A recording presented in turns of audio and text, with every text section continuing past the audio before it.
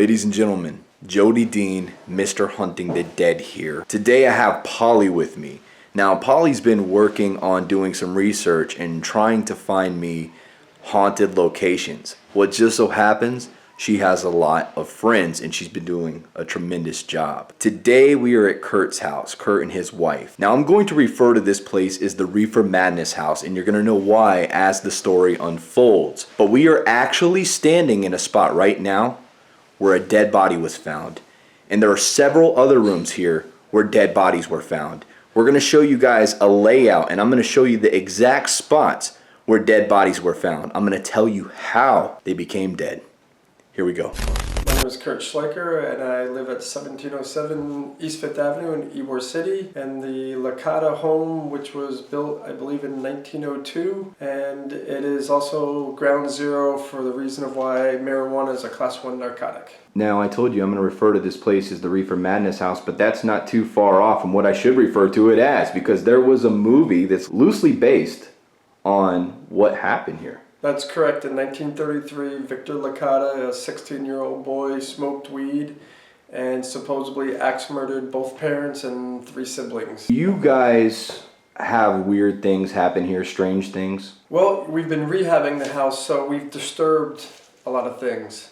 The room that we're standing in now, there were two siblings that were found underneath the windowsill, and before I changed the windowsill out, there were a lot of chunks of wood in the middle of it that were in the shapes of a V, and I had the carpenter change it.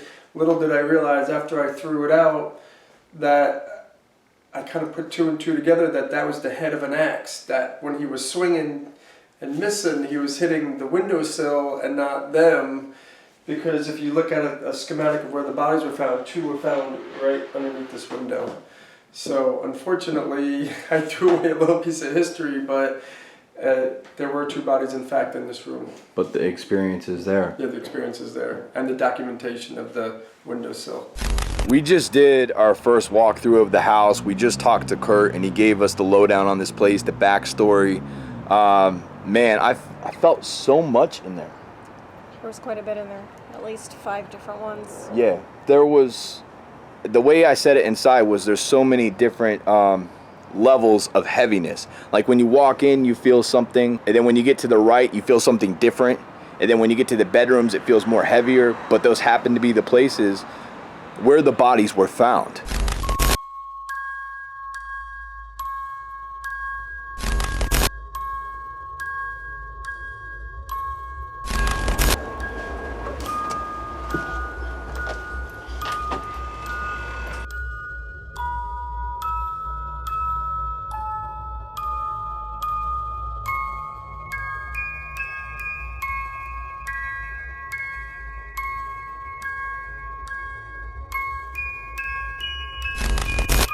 Just walking through the place, I feel things kind of pulling me every which direction, and it's crazy to think that the directions I'm getting pulled in are the exact same spots where the bodies were found.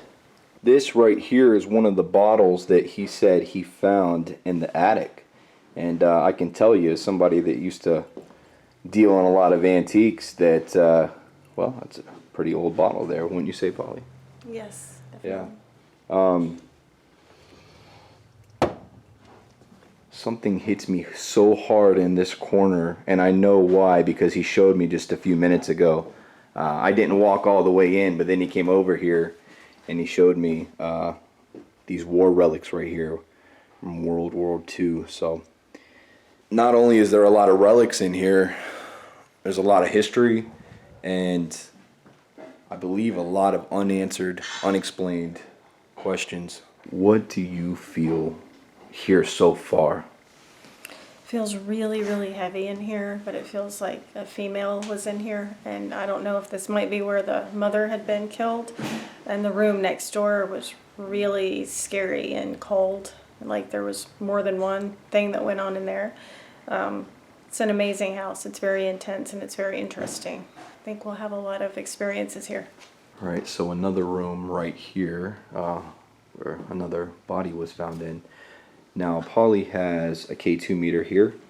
She's going to be checking for any spike unusualness, which is kind of crazy to think that we can feel the energy, but at this very moment it's not touching the device. Doesn't mean it won't happen. We just need them to come up and with everything they have to just manipulate this. If there's any spirits here, I ask that you communicate with us. We mean you no harm. We're here with all respect to you. Kurt has allowed us to come in here and investigate this place, and we just want to document your voice and put it on a platform where it can be heard. That is my main goal here.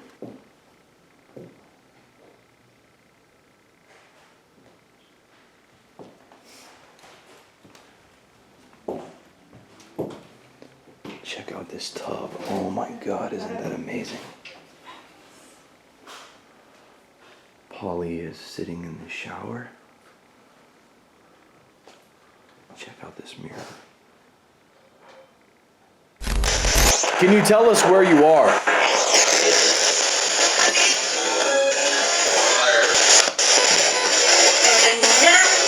Did something happen to you here in this room?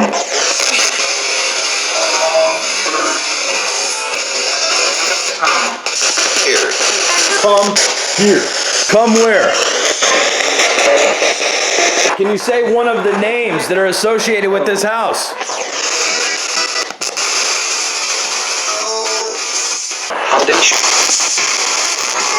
Can you tell me when to stop?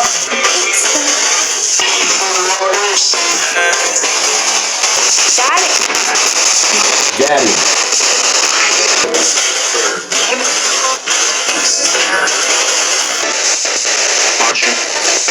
Oh, I wish I would have been recording, but I just heard something over here. Now something could have, walking Can you give us around. another sign because we missed it, we think. Can you give us a sign? I know you're here. Do something.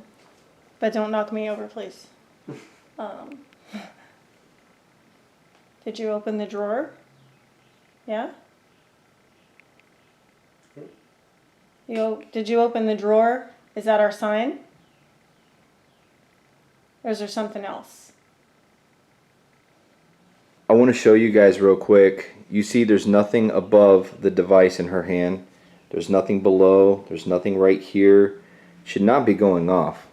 I mean, it's got a brand new battery in it. It's pretty much a brand new meter. And it's right here in the middle of this room. I'm going to hit with thermal real quick and see. Come on, show yourself. Please just show us that you're here. Okay, bam, right there, got it. I see you. Hey, check that out. Right there. Okay. You see a head, you see his shoulders. At all? I think we should go take a look at that layout where the bodies were found real quick and see if we're standing in the spot right now. All these marks right here are where the bodies were found. 2 here, 2 here, 1 there. So it says on the night he was out with his friends smoking weed and drinking moonshine, and when he came home at 10 o'clock, he said he went to sleep, and then around midnight is when he got up and he can't remember anything. He was laying in the corner full of blood, didn't understand how he got blood all over him, and the police were saying, "Why'd you do it? Why'd you do it?" Mm-hmm. And he had no answer. The Wow. funny thing is, after the case was over, the lawyer never to be found again, the witnesses never to be found again. It definitely, Somebody cleaned up. possibility is there for sure.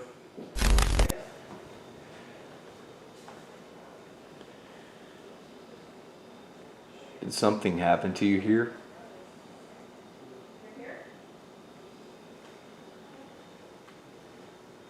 Is there some kind of message maybe you want to get to somebody, or is there something you never got to say before?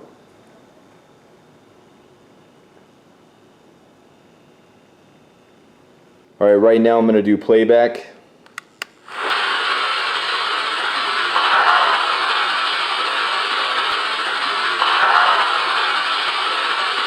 Did something happen to you here?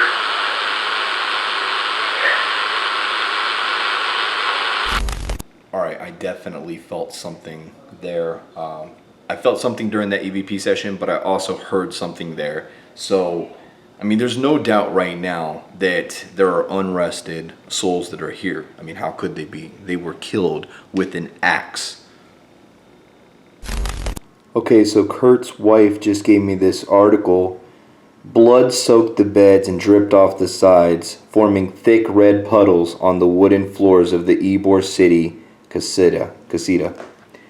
Mangled and mutilated bodies were strewn throughout the house. A dying boy laying in his bed, struggling for his next breath, and under the front porch, a dog caked in its own blood let out one final whimper before joining the afterlife. The home looked like something out of a modern-day horror flick. Just hours before, sadistic acts turned this once peaceful home into hell on earth, yet no one in Ybor City knew anything was wrong. Look at this. Dude. Do you feel that this story, being a part of this home, would it have made some people be skeptical about buying it? What made you so drawn to this home?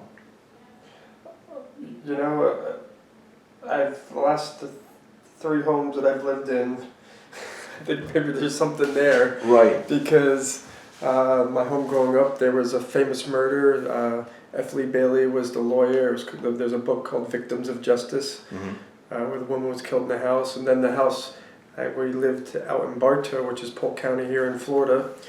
The house was built in 1887 by the Stewart family, who owned most of Central Florida at one time. One or both of the the grandparents died in that home, and you could definitely feel something. And now I buy a home in Ybor City. Right. There's something to do with me, I don't know. And you were telling me that earlier, and I made the statement that maybe it's not you picking these homes, maybe it's the homes picking you. Right. Which makes a lot of sense. If this is following you around, It must be. It's meant to be. I'm 100 for 100. I'm 100%. Okay. He just pulled this out of the closet.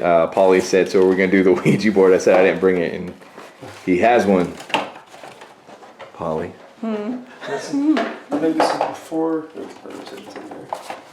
Alright, we're getting ready to do the Ouija board here. Me and Kurt are, and he's getting ready to tell me the story about this table that I just set the Ouija board on. The table came from the Don Vicente Hotel, which used to be an old hospital here in Ybor City, where they converted into an old hotel. And this was in that building for 50, 60 years in the old hospital. Wow. Yeah. Okay. So this was in the foyer. just happened to set the Ouija board on this amazing little piece of history here. This said Polly.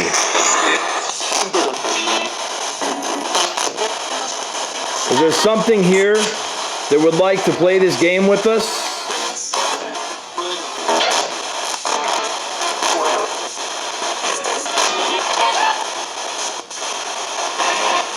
Come on, lead us there.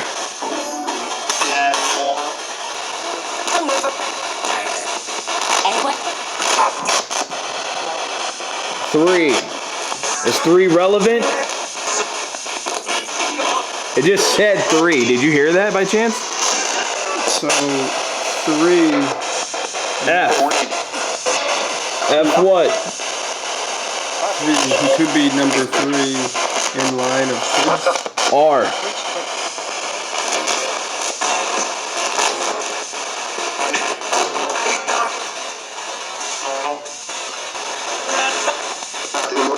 Come on. FR what?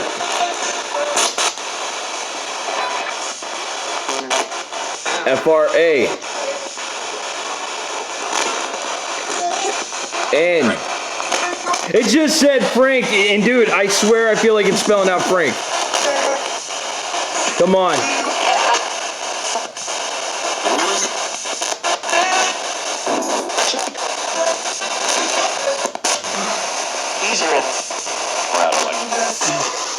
Frank.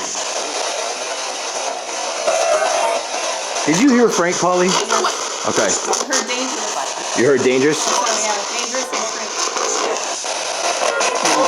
I'm wondering if number 3 was in the birth order. Number 3, he was number 3 in the birth order of the 5 kids. Number 3 in the birth order of the 5 kids. Victor was. Victor. Wow. Okay. Number 3. I think he was the middle child. Frank, I'm not sure who Frank is, but 3, the only thing I can think of with 3 would be, because I got 5 brothers and sisters. We all know each other by number 2, number 1. Oh, wow. Yeah. Okay. So you refer to each other as number 3. Here is the actual movie, Reefer Madness. So the killer, Victor, who committed these horrendous murders, ended up hanging himself in jail. I think there's no doubt that, there's no doubt in my mind the people that were murdered here would residually be haunting this place. Not necessarily, in their words, that's not their motive, is they're living their spirit life. So for anybody that lives here, they would be experiencing this. But it doesn't seem like this is anything that bothers you. You said you haven't actually had a ton of paranormal stuff happen here, right? One of the theories is that the parents knew they were first cousins. They knew when they have kids that there could have been a possibility of kids having issues, and that the reason that there's not a lot of craziness going on is that the spirits were at peace because the parents were kind of the ones to blame. Mm-hmm. So them being upset of this happening is when they're actually taking the blames themselves, because they knew that this was a possibility, that having kids being first cousins could make somebody mentally unstable. Right. So if you're kissing your cousins, please stop. No more kissing your cousins. Yeah. Stop. Has to end now. Look outside the family. All right, wrapping up here for now. Big shouts out to Kurt. Thank you so much for letting me do this, man. Really appreciate it. We got other houses. This is going to turn into such an amazing friendship here. No, seriously, Kurt has some other houses, and he believes that he's seen activity throughout the years with these other properties, and he's going to let me get into those. So you guys are going to get a lot more good content here very soon. We're going to check out one of his properties next week, and I can't wait to see the evidence we have here. I think everybody's going to be blown away. Thanks to Polly. Polly hooked this up. This was all her. She reached out to me. I had no idea what we were walking into other than one text message. So yeah, very proud of her for that, and thankful. So guys, be sure to subscribe, leave a like on this video, leave comments below, and until next time, sweet nightmares.